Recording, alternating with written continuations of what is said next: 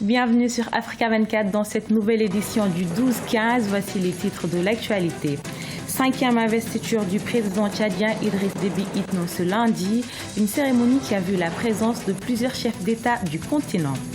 En Côte d'Ivoire, célébration du 56e anniversaire de l'indépendance ce dimanche, une occasion pour le chef de l'État Alassane Ouattara d'inviter les Ivoiriens à plus de responsabilités. Et puis publication du dernier rapport 2016 sur la dynamique de la dette et le financement en Afrique. La dette des pays de l'Afrique de l'Est est en pleine croissance, toutefois son niveau est encore soutenable. Mais avant de développer ces titres, au Tchad, le président Idriss Déby Itno a été officiellement investi ce lundi pour un 5e mandat. La cérémonie d'ouverture s'est tenue en présence de nombreux chefs d'État africains, parmi eux le président soudanais Omar El-Béchir, Ibrahim Boubacar Keïta du Mali ou encore Théodoro Obiangema Mbasogo de la Guinée équatoriale. On écoute le président Idriss Déby Itno qui évoque quelques défis de son quinquennat.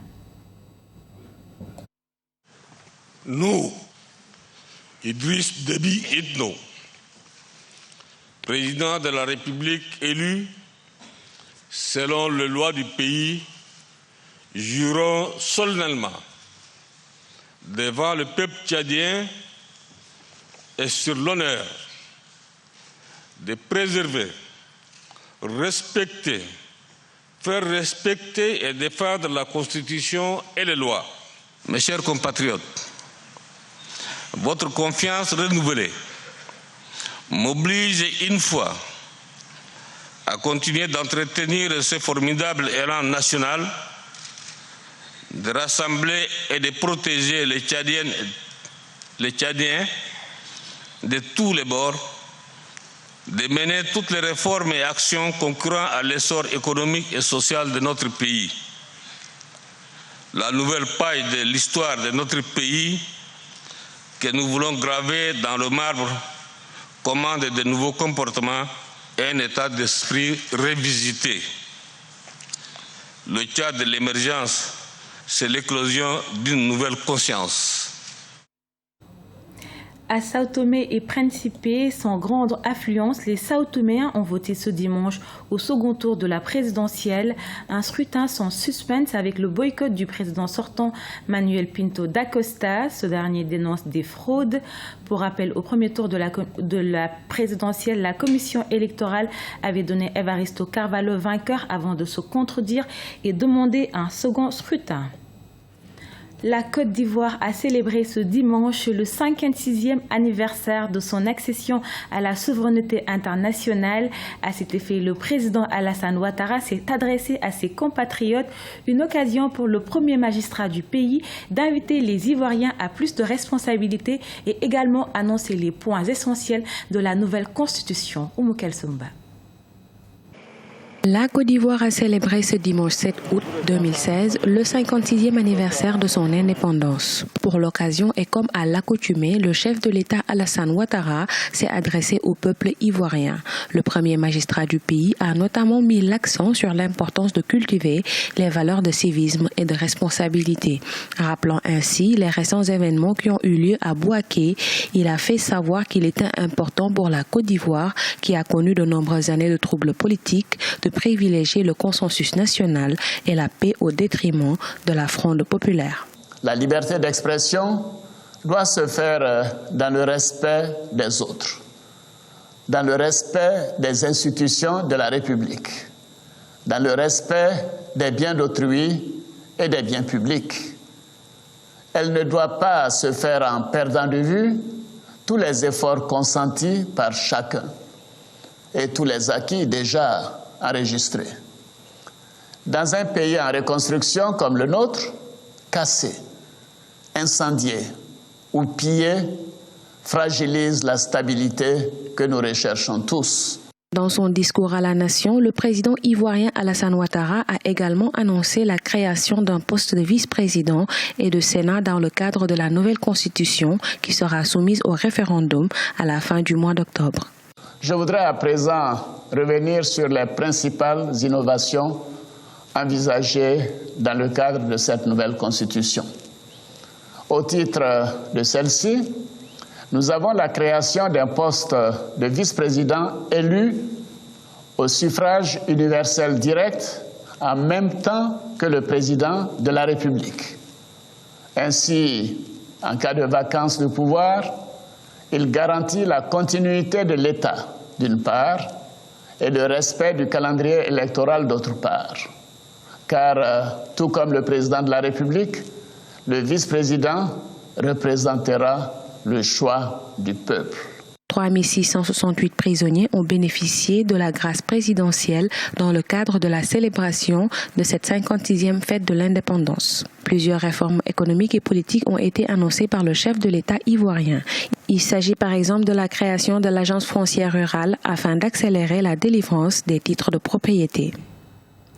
Nouvelle manifestation contre la situation économique au Zimbabwe. Ce mercredi, des centaines de personnes se sont réunies pour dénoncer un projet qui fait craindre le retour de l'hyperinflation dans le pays. Une mesure qui vise à instaurer des billets d'obligation à parité avec le dollar américain pour remplacer le dollar zimbabwéen qui n'est plus d'utilité depuis 2009. Depuis le début des années 2000, la crise économique est inquiétante au Zimbabwe. Le gouvernement est à court de liquidités pour payer les fonctionnaires.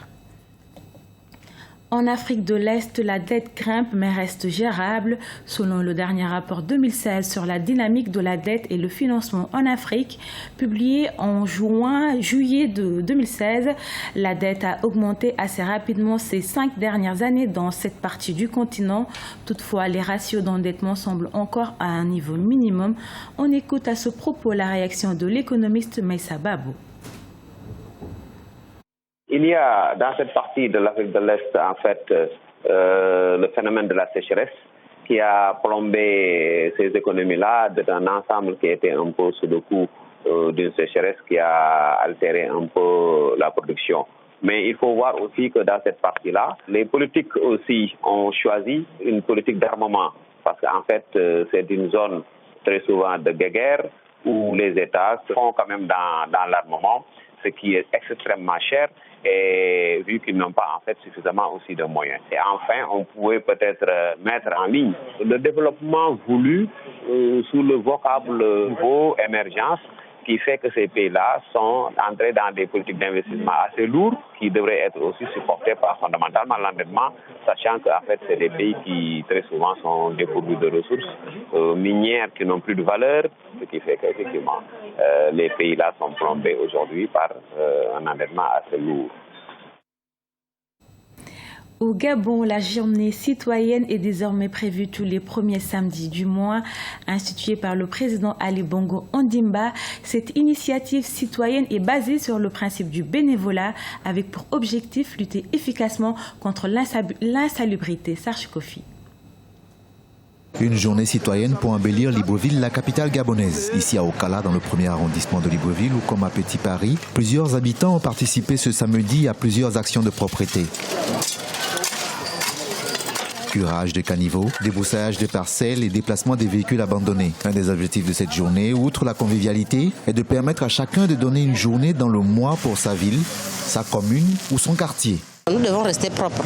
Nous avons remarqué qu'il y a d'autres qui ne savent même pas balayer, nettoyer le pourtour là où nous vendons. Mais lorsque le maire passe, c'est là où on commence maintenant à le faire. Or que ça devait venir de nous-mêmes. Et c'est une bonne initiative. C'est un honneur, comme je le disais tout à l'heure, de participer à la journée citoyenne qui a été instituée par les autorités de notre pays chaque premier samedi du mois. C'est également pour apporter notre pierre à l'édifice, au développement de notre pays. C'est pas politique de nettoyer devant chez soi, c'est pas politique de nettoyer son quartier. Je pense que tout Gabonais devait pouvoir faire en sorte que, veiller à ce que notre ville soit propre. La journée citoyenne est basée sur le principe du bénévolat. Chaque commune du Gabon est chargée d'accompagner les initiatives des citoyens, à l'exemple de la mairie de Libreville. La seule stratégie que nous utilisons, c'est la sensibilisation. Lorsqu'on fait la tournée dans les arrondissements, en même temps, nos équipes procèdent au nettoyage avec l'aide d'Agli. Mais en même temps, nous faisons de la sensibilisation auprès des populations. Il y en a qui suivent. Nous faisons en sorte que la ville soit toujours propre. Notre défi à la mairie de Libreville, c'est rendre Libreville belle et conviviale. Mais c'est ça, il faut qu'on vous parle. Instituée en Conseil des ministres au mois d'avril 2010, la journée citoyenne est devenue au Gabon une journée où la population se mobilise pour réhabiliter les services ou un espace vert avec une idée qu'il ne s'agit pas seulement de produire une amélioration des équipements, mais aussi de créer un lien social. Mais des années après son lancement, le mouvement semble aujourd'hui à bout de souffle et les populations ne s'approprient pas totalement le concept. De leur côté, les autorités gabonaises le rappellent, plus il y a de citoyens mobilisés, plus la palette d'action sera importante pour le bien de tous. À la page sport, la sélection algérienne de football masculin a joué son dernier match aux Jeux Olympiques d'été de Rio 2016. Les Verts ont été éliminés ce dimanche par l'Argentine 2-1. L'Algérie quitte ainsi la compétition avant même son dernier match face au Portugal. C'était le journal de la rédaction. Merci de votre fidélité. Restez sur Africa 24, l'information continue.